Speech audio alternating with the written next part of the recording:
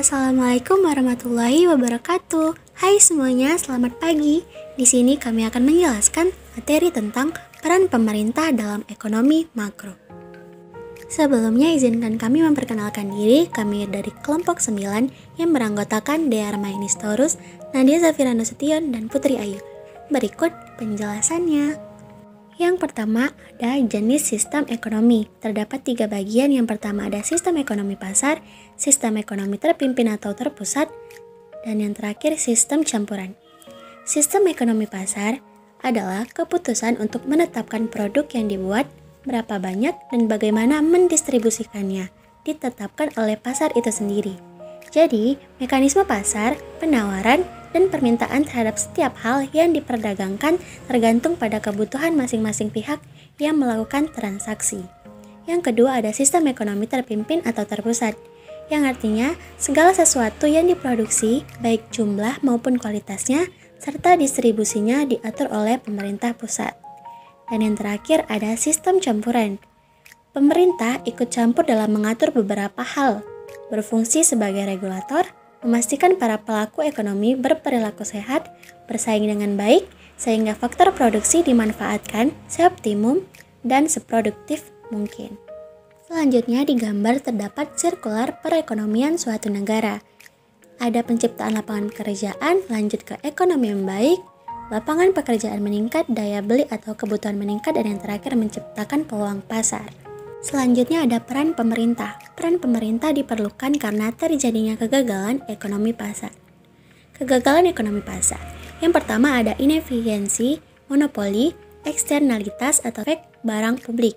Yang kedua, ketidakadilan yang tidak dapat diterima menyangkut pendapatan dan kekayaan.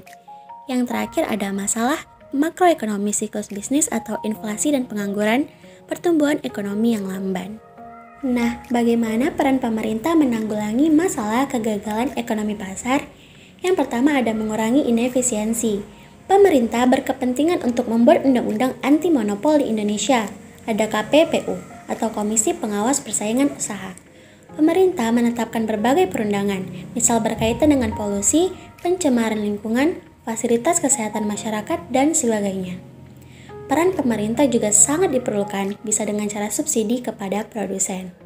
Yang kedua ada menghindari ketidakadilan. Pemerintah mengupayakan tidak hanya pertumbuhan ekonomi, tapi juga pemerataan. Yang ketiga, solusi masalah makroekonomi. Pemerintah aktif turun tangan pada saat ekonomi alami stagnasi. Depresi turun tangan sebagai pelaku ekonomi. Bila sudah normal kembali sebagai regulator, pemerintah dapat menggunakan kebijakan fiskal atau pajak dan pembelanjaannya, dan kebijakan moneter atau suku bunga dan syarat kredit. Kebijakan fiskal merupakan kebijakan yang dibuat pemerintah untuk mengarahkan ekonomi suatu negara melalui pengeluaran dan pendapatan atau berupa pajak pemerintah. Sedangkan kebijakan moneter bertujuan untuk menstabilkan perekonomian dengan cara mengontrol tingkat bunga dan jumlah uang yang beredar. Selanjutnya adalah model perekonomian dengan variabel pemerintah. Salah satu contohnya adalah kebijakan fiskal. Kebijakan fiskal ini adalah kebijakan ekonomi yang digunakan pemerintah untuk mengelola atau mengarahkan perekonomian ke kondisi yang diinginkan dengan cara mengubah penerimaan dan pengeluaran pemerintah. Kebijakan fiskal ini seperti pemerintah dalam membangun infrastruktur negara seperti jalan, halte, terminal, stasiun, dan lain-lain. Fasilitas ini dibangun dengan pajak, maka disebut dengan kebijakan fiskal. Kebijakan fiskal sendiri terbagi menjadi 3, yaitu fiskal stimulus, fiskal kontraktif, dan fiskal ekspansif. Yang pertama adalah fiskal stimulus.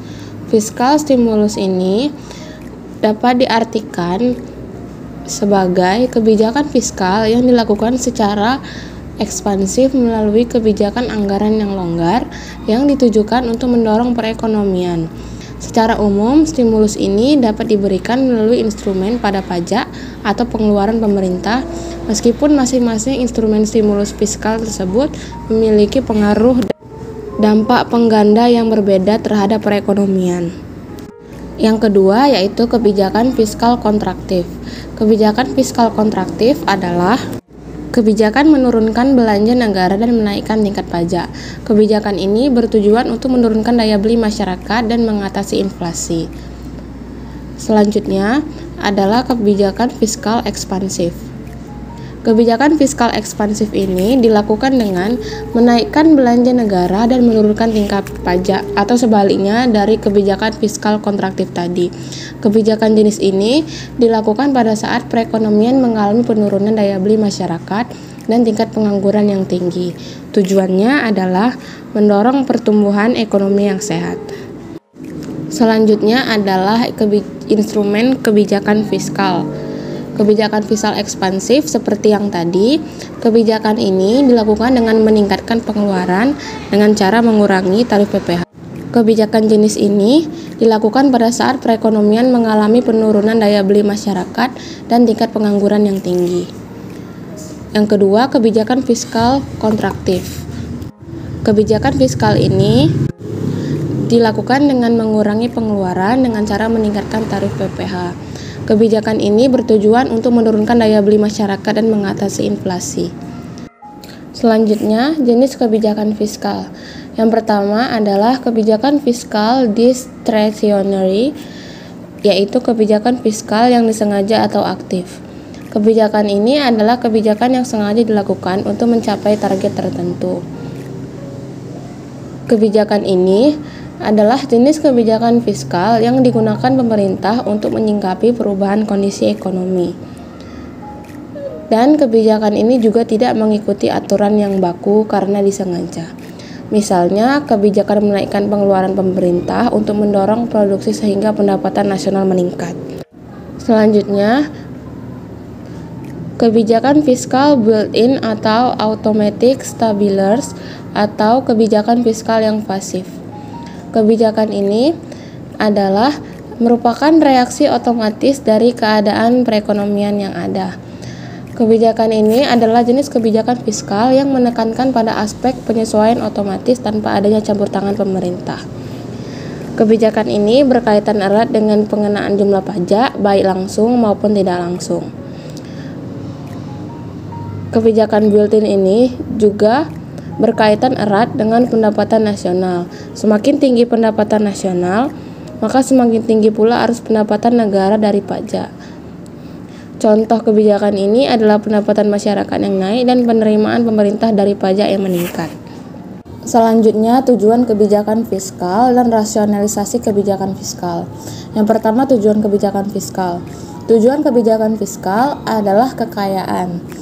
Kekayaan itu meliputi kesejahteraan sosial atau social welfare and pertumbuhan ekonomi atau growth. Maksudnya, implementasi kebijakan fiskal mungkin tidak ditujukan untuk mencapai suatu tujuan pembangunan. Meskipun begitu, implementasi untuk satu tujuan akan memengaruhi kedua tujuan lainnya, tergantung karakteristik implementasi kebijakan fiskal itu sendiri. Contohnya, pengeluaran pemerintah untuk membangun jalan raya untuk tujuan pertumbuhan atau growth berpotensi kekayaan atau wealth dan kesejahteraan sosial atau social welfare. Apabila pembangunan jalan raya ditujukan untuk menghubungkan daerah pusat ekonomi dengan pedesaan. Hal ini disebabkan pembangunan jalan raya memudahkan masyarakat pedesaan untuk mencari lapangan kerja dan meraih pendidikan di kota, serta memperluas area pemasaran produk bagi masyarakat pedesaan sebagai produsen barang atau jasa tertentu.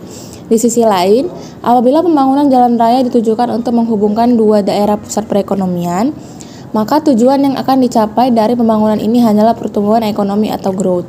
Maka dapat disimpulkan tujuan ini berhubungan satu sama yang lain. Selanjutnya, rasionalisasi kebijakan fiskal. Richard Musgrave, seorang ekonom asal Amerika Serikat, memperkenalkan konsep rasional for fiscal policy yang menyatakan bahwa implementasi kebijakan fiskal dapat mencapai yang pertama, stabilitas nasional. Musgrave membagi stabilisasi menjadi dua kategori, yaitu stabilitas jangka pendek dan jangka panjang. Jangka pendek berfokus pada eliminasi gap pada pemerintahan agregat dan penawaran yang dapat mencegah pengangguran dan tekanan inflasi. Sedangkan stabilitas jangka panjang digunakan untuk mengatur defisit fiskal dan tingkat utang negara dalam rangka mencapai pertumbuhan jangka panjang dan mengurangi tingkat kemiskinan. Alokasi sumber daya. Alokasi sumber daya berfokus pada peningkatan efisiensi ekonomi suatu negara dan pencegahan kegagalan pasar melalui kebijakan fiskal. Sedangkan yang terakhir, pemerataan distribusi berfokus pada pemerataan pendapatan, kesempatan, aset, atau risiko yang muncul dari sektor privat. Selanjutnya, instrumen kebijakan fiskal. Instrumen kebijakan fiskal terbagi menjadi 4, yaitu perpajakan, pengeluaran, utang publik, dan anggaran. Yang pertama, perpajakan. Perpajakan dalam instrumen kebijakan fiskal, keberadaannya di tangan otoritas publik. Hal tersebut karena pajak mampu mempengaruhi ekonomi suatu negara secara makro, misalnya perubahan perilaku konsumsi masyarakat, daya beli, hingga investasi. Yang kedua, pengeluaran. Pengeluaran pemerintah sangat erat kaitannya dengan pembangunan negara, mulai dari pembangunan infrastruktur atau pembangunan sumber daya manusia. Pengeluaran negara ini nantinya akan berpengaruh langsung terhadap pertumbuhan ekonomi. Misalnya, pembangunan lalu lintas transportasi darat, fasilitas kesehatan, atau pendidikan. Yang ketiga, utang publik. Upaya pemerintah untuk meminjam kepada Bank Dunia atau pinjaman publik dengan cara mengeluarkan surat utang dan obligasi. Hal ini muncul dari anggapan bahwa pemasukan pemerintah tidak cukup untuk memengaruhi pengeluaran. Yang terakhir, anggaran. Segala rencana pengeluaran dan penerimaan negara untuk menjalankan program pertumbuhan ekonomi, terutama program jangka panjang, adalah yang disebut dengan anggaran. Selanjutnya, contoh kebijakan fiskal di Indonesia. Yang pertama, adanya Tax Amnesty tahun 2017, yaitu program pembangunan pajak bagi wajib pajak yang telat, tunggakan, dan tidak melaporkan asetnya. Yang kedua, relaksasi pajak yang berlangsung selama tahun 2020 hingga awal 2021 untuk meningkatkan daya beli masyarakat. Yang ketiga, pengurangan subsidi BBM. Selanjutnya adalah materi APBN. APBN adalah anggaran pendapatan dan belanja negara, merupakan rencana keuangan tahunan pemerintah negara Indonesia yang disetujui oleh Dewan Perwakilan Rakyat. APBN berisi daftar sistematis dan terperinci yang memuat rencana penerimaan dan pengeluaran negara selama 1 tahun anggaran. Kebijakan pemerintah yang berkaitan dengan APBN adalah untuk mempengaruhi jalannya perekonomian guna mencapai sasaran dan tujuan tertentu. Misalnya, menaikkan atau menurunkan budget, perpajakan atau subsidi, dan pinjaman masyarakat luar negeri. Adapun fungsi APBN, fungsi stabilisasi, mengandung arti bahwa anggaran pemerintah menjadi alat untuk memelihara dan mengupayakan keseimbangan fundamental perekonomian. Yang kedua, ada fungsi alokasi, mengandung arti bahwa anggaran negara harus diarahkan untuk mengurangi pengangguran dan pemborosan sumber daya, serta meningkatkan efisiensi dan efektivitas perekonomian. Yang terakhir, ada fungsi distribusi, mengandung arti bahwa kebijakan anggaran negara harus memperhatikan rasa keadilan dan kepatutan. Selanjutnya, kebijakan fiskal dan pendapatan nasional keseimbangan. Dengan memasukkan unsur pemerintah atau kebijakan fiskal dalam perekonomian, maka persamaan pendapatan nasional menjadi Y sama dengan C tambah I tambah G. Nah, misalnya itu, pemerintah ingin menaikkan pendapatan nasional melalui kebijakan fiskal bisa dilakukan misalnya dengan menaikkan pengeluaran pemerintah. Adapun jenis-jenis pajak, diantaranya yang pertama, pajak dalam negeri, seperti pajak penghasilan atau PPh. Selanjutnya, pajak pertambahan nilai barang dan jasa, dan pajak penjualan atas barang mewah atau PPN atau PPNBM, pajak bumi dan bangunan, PBB, dan bea perolehan hak atas tanah dan bangunan atau BPHTB, cukai, dan pajak lainnya. Yang kedua, ada pajak perdagangan, misalnya bea masuk dan pajak atau pemungutan ekspor. Selanjutnya ada penerimaan sumber daya alam. Misalnya ada minyak bumi, gas alam, pertambangan umum, kehutanan, dan perikanan. Selanjutnya ada penerimaan negara bukan pajak. Misalnya pendapatan penjualan, sewa, jasa kejaksaan, dan peradilan, serta pendidikan. Adapun contoh yang kami jabarkan. Dalam diagram tersebut terlihat pertumbuhan ekonomi tahun 2013 sampai dengan 2017 dalam persen. Di Indonesia, APBN sebagai instrumen utama kebijakan fiskal memainkan peran penting mendorong pencapaian target-target pembangunan yang telah ditetapkan. Peranan tersebut sejalan dengan salah satu fungsi APBN, yaitu sebagai alat menjaga stabilitas dan akselerasi kinerja ekonomi. Untuk itu, kebijakan fiskal senantiasa diarahkan untuk tercapainya pertumbuhan ekonomi, penciptaan lapangan kerja, serta pengentasan kemiskinan, namun dengan tetap menjaga kelestarian lingkungan. Pada tahun 2013 hingga tahun 2017, Indonesia menerapkan kebijakan fiskal ekspansif dari penerapan kebijakan defisit. Kebijakan ini disebabkan oleh peningkatan belanja pemerintah atau G yang melebihi pendapatan. Peningkatan tersebut salah satunya bertujuan untuk menstimulasi perekonomian melalui peningkatan alokasi belanja modal untuk infrastruktur dalam meningkatkan daya saing dan kapasitas produksi. Dampak dari peningkatan belanja pemerintah atau G ialah meningkatnya pendapatan ekuilibrium atau Y pada perekonomian Indonesia dalam 5 tahun. Namun, peningkatan yang terjadi tidak secara terus-menerus.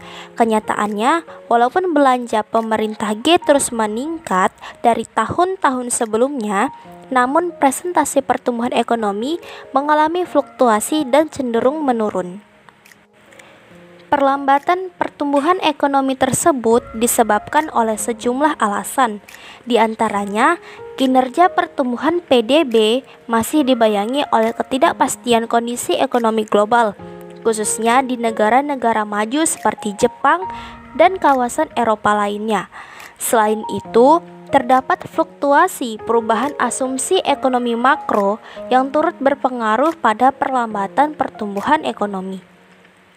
Jadi, peningkatan belanja pemerintah atau G akan menambah output perekonomian suatu negara secara langsung.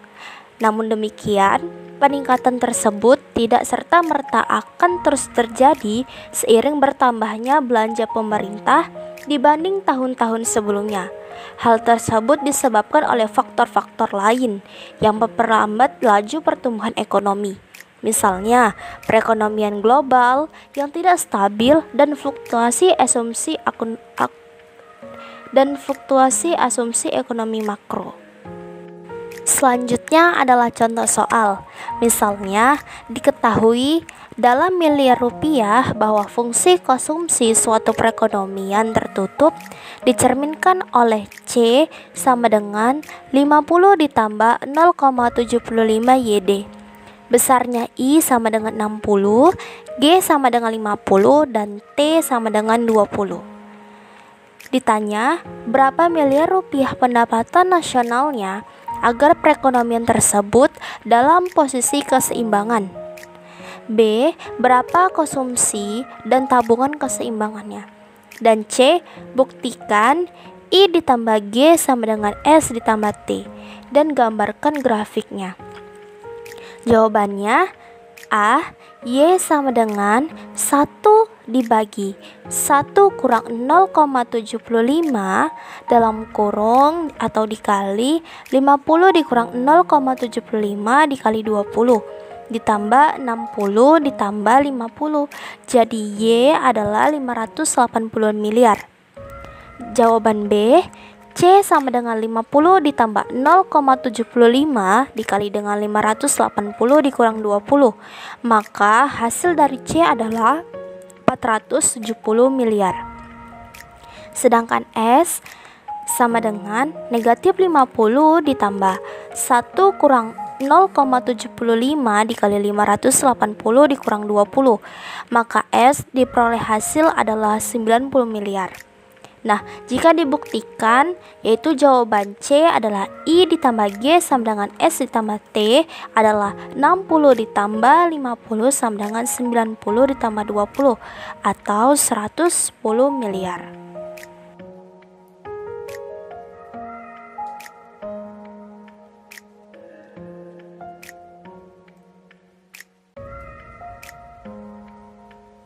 Nah, begitu penjelasan dari kami kelompok 9 tentang peran pemerintah dalam ekonomi makro.